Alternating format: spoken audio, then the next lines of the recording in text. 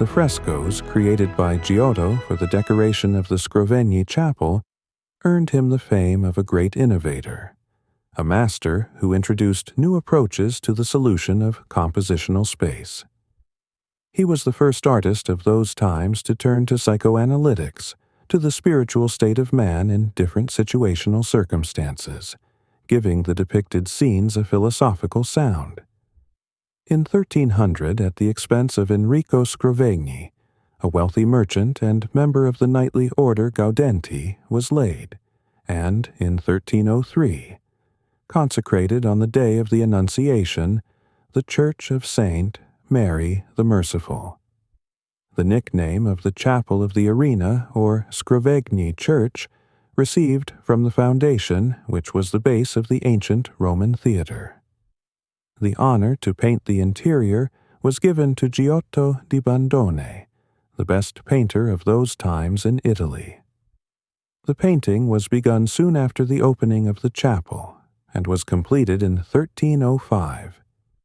The 54 frescoes, painted in 3 tiers, cover 900 square meters of walls.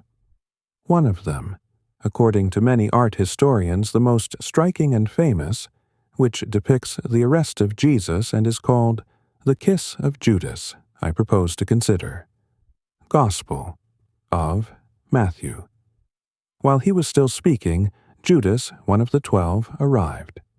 With him was a large crowd armed with swords and clubs, sent from the chief priests and the elders of the people. Now the betrayer had arranged a signal with them. "The one I kiss is the man. Arrest him."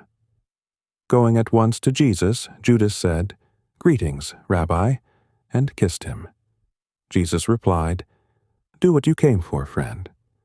Then the men stepped forward, seized Jesus, and arrested him. With that, one of Jesus' companions reached for his sword, drew it out, and struck the servant of the high priest, cutting off his ear. "Put your sword back in its place," Jesus said to him, "for all who draw the sword will die by the sword.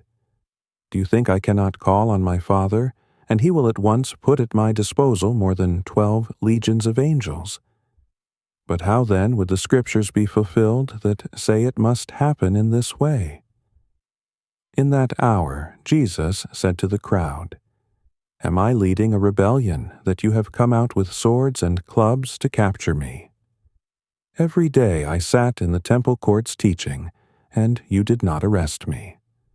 But this has all taken place that the writings of the prophets might be fulfilled." Then all the disciples deserted him and fled. The fresco is painted in strict accordance with the evangelical text. In it, Giotto, as a director, arranged the groups of people so that each group performed only the actions intended for it in different time intervals. And this makes the painting come alive, making us become accomplices in the events taking place. The painting is divided into 3 mise en scene. The first is a mass of people with weapons and torches raised upwards. Starting from the depths, the movement of this group is directed towards the center of the painting, and ends in a young man holding a torch, whose bare foot is interceded by another foot.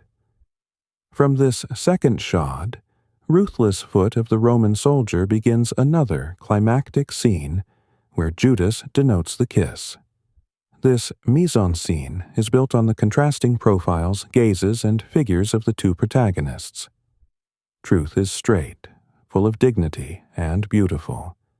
Krivda is crooked, inarticulate, hidden, and evil. But the main character of the picture is the barefoot, fanatic crowd, which accepts everything that the false prophets suggest to it. Its banner is hellfire in their hands.